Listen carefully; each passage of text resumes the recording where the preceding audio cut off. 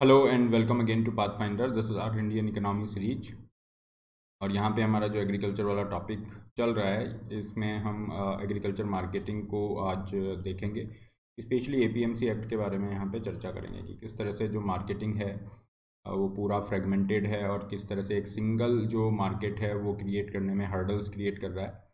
और जो पूरी कॉम्प्लेक्सिटीज़ हैं उनको चर्चा करेंगे। फार्मर को किस तरह से यहाँ पे नुकसान है, या फिर जो सिंगल अगर मार्केट यहाँ पे क्रिएट होता है या स्टेट लेवल पे भी एक सिंगल मार्केट क्रिएट हो सकता है तो उसके बहुत सारे बेनिफिट हो सकते हैं। ओवरऑल सप्लाई चेन को भी वो हेल्प करेगा। चलिए स्टार्ट यहाँ पे करते हैं। This is a brief introduction about me. My name is Rahul Bhardwaj. मेरा टेलीग्राम चैनल है जिस पे आप मुझे फॉलो कर सकते हैं। सेशन का पीडीएफ यहाँ प्राप्त कर सकते हैं। इसके अलावा फ्री स्पेशल क्लासेस के लिए इस लिंक पे फॉलो करना ना भूलें। यहाँ पे आपकी क्रैक प्रीलिम्स एमसीक्यू सीरीज की क्लास आप जरूर देख सकते हैं। पाथफाइंडर को इसी तरह के अपडेट्स के लिए सब्सक्राइब करें। अनअकैडमी के साथ आप जुड़ सकते हैं और अनअकैडमी सब्सक्रिप्शन पे अभी आपको 20% ऑफ दिया जा रहा है जितने भी यूपीएससी सब्सक्रिप्शन है। Today is the last day to claim this 20% discount. Use the code RB Live to get this discount here. Description box में लिंक है सब्सक्रिप्शन का। जब आप उस पर क्लिक करेंगे you will find this plan. अपनी नीड के अकॉर्डिंग प्लान चूज कीजिए and put the code RB Live to get maximum available discount. क्या क्या आपको बेनिफिट हैं? Doubt solving, answer writing, test series, complete study material, unlimited access to the classes, ये सारी चीज़ें आपको एक ही जगह मिल रही हैं। और जो फिजिकल नोट्स हैं ये भी आपका एक्सेस करने का आज लास्ट डेट है। तो डेफिनेटली इसके बाद केवल आइकॉनिक ऑफरिंग ये रह जाएगी। चलिए एग्रीकल्चर मार्केटिंग से स्टार्ट करते हैं। देखिए इंडिया के अंदर जो एग्री मार्केट हैं वो APMC, agriculture produce market committee, ये एक्ट जो है इसके अंतर्गत किए जाते हैं और यहाँ पे स्टेट गवर्नमेंट्स रिस्पॉन्सिबल हैं। ये एक्ट यहाँ पे नोटिफाई करता है कि जो भी फार्मर्स हैं ना, किसी भी चीज़ की अगर वो सेल कर रहे हैं, चाहे वो अनाज हैं, सीरियल्स, दालें हो गई, एडिबल ऑयल्स हैं, फ्रूट्स हैं, vegetable, even meat products are also there, उनकी जो फर्स्ट सेल होगी वो यहाँ पे होगी APMC के थ्रू। मतलब APMC सर्टिफाइड जो मंडीज़ हैं यहाँ पे ही फार्मर उनको बेच सकता है। Conducted only under the aegis of the APMC through the commission agents licence by these APMC, जो कि इस एक्ट के अंतर्गत सेटअप की गई हैं। किस तरह की फैसिलिटीज़ ये प्रोवाइड करती हैं? जो भी आपको मंडी के अंदर फैसिलिटीज़ होनी चाहिए, जैसे वेइंग हो गया, स्टैंडर्डाइजेशन हो गया, है ना, क्लीनिंग हो गया, टेस्टिंग, ये सब चीज़ें, और बहुत जो बेसिक एमिनिटीज़ होनी चाहिए वो सारी एमिनिटीज़, सुविधाएं ये मंडीज़ प्रोवाइड करती हैं। काफ़ी सारे अलग अलग टैक्सेस, चार्जेस यहाँ पे लेवी किए जाते हैं। मंडी के अंदर जो भी ट्रांजैक्शन हो रहे हैं, ट्रेड हो रहे हैं, खरीद फरोख्त हो रही है, उनके ऊपर multiple fees of substantial magnitude which are non transparent. अब सबसे बड़ा इशू ये है कि हर जगह पे अलग अलग फ़ीस चार्ज की जा रही है, कोई ट्रांसपेरेंसी नहीं है। इसलिए ये एक तो पूरा जो कॉम्प्लेक्स है ना, कॉम्प्लेक्स स्ट्रक्चर है। आप देखोगे इसके अंदर पहले मार्केट है ना, they charge market fee from the buyer, buyer से मार्केट फ़ीस चार्ज कर रही हैं। They also charge a licence fee from the commissioning agent. फिर जो कमीशन एजेंट है वो जो बायर और सेलर है उनके बीच में ट्रांजेक्शन हो रहा है, तो कमीशन एजेंट अपना कमीशन भी चार्ज करेगा। और इस तरीके से ये जो कॉस्ट है मल्टीपल होती जाती है। जो एग्रीकल्चर कमोडिटीज़ हैं उनकी जो कॉस्ट है वो बढ़ती जाएगी, क्योंकि यहाँ पे कैस्केडिंग इफेक्ट हो रहा है। प्राइस के ऊपर मल्टीपल टैक्सेस लग रहे हैं और टैक्स के ऊपर भी टैक्स लग रहा है। तो ये मार्केट डिस्टॉर्शन का भी एक सोर्स है। और अल्टीमेट बेनिफिशियरी तो यहाँ पे ना तो फार्मर है ना कंज्यूमर है। फार्मर को भी कोई बेनिफिट नहीं हो रहा, कंज्यूमर को भी कोई ऐसा बेनिफिट नहीं है। मिडिल मैन जो हैं उनके लिए ज़रूर ये इस तरीके से चीज़ों को बेहतर कर रहा है। The model APMC act treats the APMC as an arm of the state. और ये एक बड़ा इशू है, एक तरह से ऑब्स्टेकल है। यहाँ पे जो भी फीस चार्ज की जा रही है ना, मार्केट फीस ये जो चार्ज की जा रही है, इसको टैक्स के रूप में बताया जा रहा है। टैक्स जो स्टेट लगा रहा है rather than A fees charge by charge for providing the services. ये एक कॉमन मार्केट, नेशनल लेवल पे कॉमन मार्केट क्रिएट करने में थोड़ा सा हर्डल क्रिएट करता है। अगर इस प्रोविज़न को हटाया जाए तो चीज़ें बेहतर हो सकती है। और फिर दूसरा ये है कि यहाँ पे जो स्टेट को रेवेन्यू अर्न हो रहा है, ये जो APMC जो मंडीज़ है वहाँ से रेवेन्यू भी जा रहा है। और ये रेवेन्यू जो है स्टेट एक्सचेकर में नहीं जा रहा, सरकारी खजाने में नहीं जा रहा है। तो आप देखोगे स्टेट एक्सचेकर में नहीं जा रहा है वो, तो जो स्टेट लेजिस्लेटिव असेंबली है उनके अप्रूवल की ज़रूरत नहीं है। तो यहाँ पे कोई स्क्रूटनी नहीं होगी फंड का, कहाँ यूज़ हुआ, कैसे यूज़ हुआ। ये rate of commission charge by the licensed commission agent is exorbitant. बहुत ज़्यादा ये कमीशन जो है यहाँ पे चार्ज कर रहे हैं। इन मंडीज़ के बोर्ड अगर आप देखेंगे तो यहाँ पे पॉलिटिकली इन्फ्लुएंशियल पर्सन्स बैठ रहे हैं। जो भी पर्टिकुलर पॉलिटिकल पार्टी ज़्यादा पावरफुल है उसी के यहाँ पे अपॉइंटमेंट्स होंगे। इसलिए बड़ा मुश्किल है कि आप इसको कैसे रिफॉर्म करोगे। क्योंकि रिफॉर्म करने के लिए गवर्नमेंट की विल पावर चाहिए, और यहाँ पे जो इंडिविजुअल्स हैं बोर्ड में वो कहीं ना कहीं पॉलिटिकल लिंक अपना रखते हैं। हालांकि गवर्नमेंट ने यहाँ पे मॉडल एपीएमसी एक्ट को लाया था 2003 में। Again it depends on the state government कि क्या क्या चीज़ें वो यहाँ पे लेती है और किस तरह से रूल्स को नोटिफाई करती है। मॉडल एपीएमसी एक्ट जो है कुछ चीज़ें यहाँ प्रोवाइड करा रहा है। Direct sale of farm produce by the farmer to contract farming sponsor. अगर कोई कॉन्ट्रैक्ट फार्मिंग स्पॉन्सर है, मान लीजिए कि कंपनी डायरेक्ट फार्मर से लेना चाह रही है, तो इन चीज़ों को अलाउ किया जाए। स्पेशल मार्केट, स्पेशल जो कमोडिटीज़, स्पेशली पेरिशेबल्स जो हैं, जैसे वेजिटेबल है, फ्रूट्स हैं, उनके लिए स्पेशल मार्केट लगाए जाएँ। पेरिशेबल्स मतलब जो जल्दी ख़राब होने वाली वस्तुएँ हैं। Permit the private person, farmer, consumer to establish new market. इनको ये किया जाए। Single levy of market fees, एक सिंगल मार्केट फीस यहाँ पे जो है आपकी अप्लाई की जाए। Replace the licensing with registration of market functionary. इससे क्या होगा, आप लाइसेंसिंग की जगह अगर उनको रजिस्ट्रेशन दे रहे हो तो कोई भी जो यहाँ पे मिडिल मैन के रूप में काम कर रहा है वो मल्टीपल मार्केट में काम कर सकता है। ठीक है, कंपटीशन बढ़ेगा, अच्छी बात है।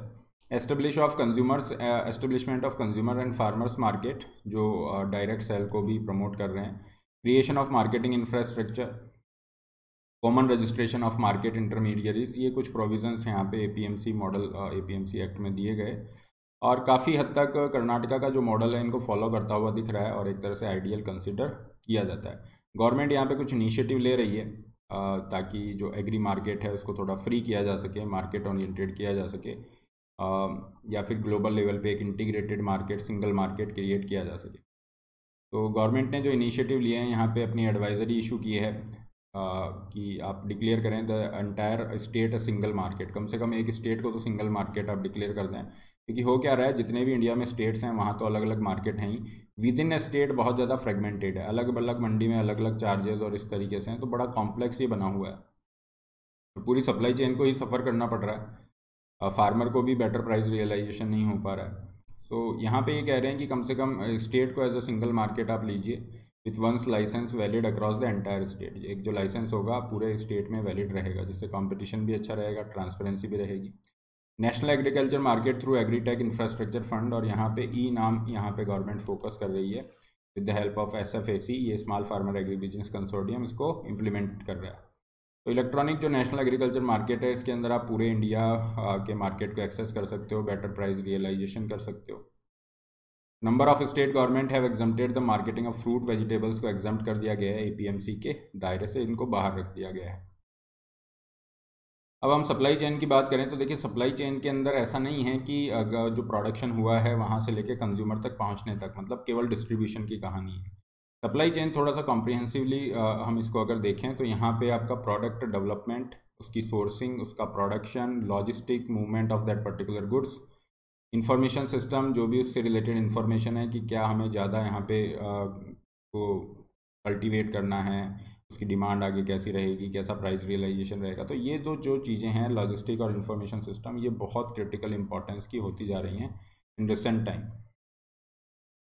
सप्लाई चेन मैनेजमेंट जैसा यहाँ डेफिनेशन से पता चल रहा है, this is a kind of network of facilities and distribution options that perform the function of procurement of material, transformation of these material into intermediate and finish product. Product बनने से पहले की कहानी से ही ये स्टार्ट हो रही है सप्लाई चेन।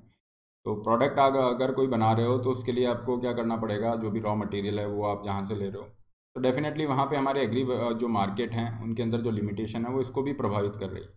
तो अगर एग्री मार्केट में एफिशिएंसी क्रिएट होगी तो सप्लाई चेन भी स्ट्रेंथन होगी, इन्फ्लेशन भी कम होगा, फार्मर को भी बेटर प्राइस रियलाइजेशन होगा। तो सप्लाई चेन की जो स्ट्रेटजी है इसको बेसिकली ये सारी चीज़ें कवर कर रही है। 5 पॉइंट आप याद रखेंगे अगर सप्लाई चेन पे कोई क्वेश्चन है, you need to deal with all these 5 points. अभी वर्तमान समय में लॉजिस्टिक इन्फॉर्मेशन सिस्टम इंपॉर्टेंट हो रहा है, क्यों है इसका आप एग्जांपल देख सकते हैं। कई बार आपने देखा होगा कि फार्मर जो है कभी आलू जो है ना, सड़क पे डालने को मजबूर हैं, कभी टमाटर जो है 1 रुपये किलो बिक रहा है, 2 रुपये किलो बिक रहा है, तो फार्मर मजबूर हो जाता है कि डिस्ट्रेस सेल वो करे या क्या करे।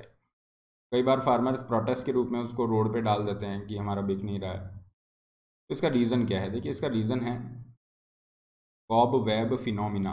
एक ये आपने वर्ड सुना होगा। इसमें क्या होता है, मान लीजिए लास्ट ईयर टोमेटो जो है इसका बहुत ज़्यादा डिमांड था और इस पर प्राइजेज़ अच्छे रियलाइज़ हुए फार्मर्स को, है ना, बेटर प्राइस रियलाइजेशन हुआ, तो फार्मर्स ने सोचा कि क्यों ना हम इस साल टोमेटो को ज़्यादा कल्टीवेट करें। तो सभी फार्मर्स ने यही सोचा और सप्लाई बढ़ गया आपका, ठीक है। और इस बार इतना ज़्यादा डिमांड भी नहीं था और सप्लाई भी बहुत ज़्यादा आपने इस तरह से इंक्रीज़ किया, क्योंकि वो पिछले साल के इन्फॉर्मेशन के बेसिस पे डिसीजन लिया है। अब सप्लाई एकदम से ज़्यादा है, प्राइस आपके क्या कर जाएंगे, क्रैश कर जाएंगे। प्राइस क्रैश कर जाएगा तो ये स्थिति बनती है कि आप इस तरह से मजबूर हो जाते हैं डिस्ट्रेस सेल के लिए, या फिर उनको प्रोटेस्ट के रूप में जो हमें देखने को मिलता है। कॉबवेब फिनोमेना है, तो ये समस्या नहीं हो इसलिए इन्फॉर्मेशन सिस्टम को बेहतर किया जाए। लॉजिस्टिक के अंदर मूवमेंट है गुड्स का, इसको आप इम्प्रूव कर सकते हैं। तो to compete in the globalized world market and gain the economic benefit out of globalization, India को अपनी सप्लाई चेन को बेहतर करना ही होगा।